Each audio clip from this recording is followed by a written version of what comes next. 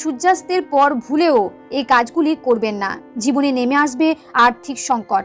বাস্তুমতে এমন অনেক কাজ রয়েছে যেগুলি সূর্য ডোবার পর একেবারেই করা উচিত নয়। সূর্যোদয় ও সূর্যাস্ত মানে দিন ও রাতের সংযোগস্থল, তাই শাস্ত্রে এই সময়টিকে অত্যন্ত গুরুত্বপূর্ণ বলে মনে করা হয়। তাই সূর্যাস্তের পরে এমন অনেক কাজ আছে যেগুলি কখনোই করবেন না। এতে আপনার পরিবারে যেমন সুখ সমৃদ্ধি থাকবে না, তেমন আর্থিক উন্নতি করতে পারবেন না। এবার জেনে নিন সূর্যাস্তের পর কোন কাজগুলি করবেন না। সন্ধেবেলা ঘুমাবেন না। অনেকে সন্ধেবেলায়ও ঘুমিয়ে থাকেন। শাস্ত্রমতে সন্ধেবেলা ঘুমাতে নেই, কারণ এর ফলে তাদের বয়স কমে। পাশাপাশি বাড়িতে নেতিবাচক শক্তির প্রসার ঘটে। আবার ধর্মীয় দৃষ্টিতে মনে করা হয় সন্ধেবেলা লক্ষ্মীর আগমন ঘটে।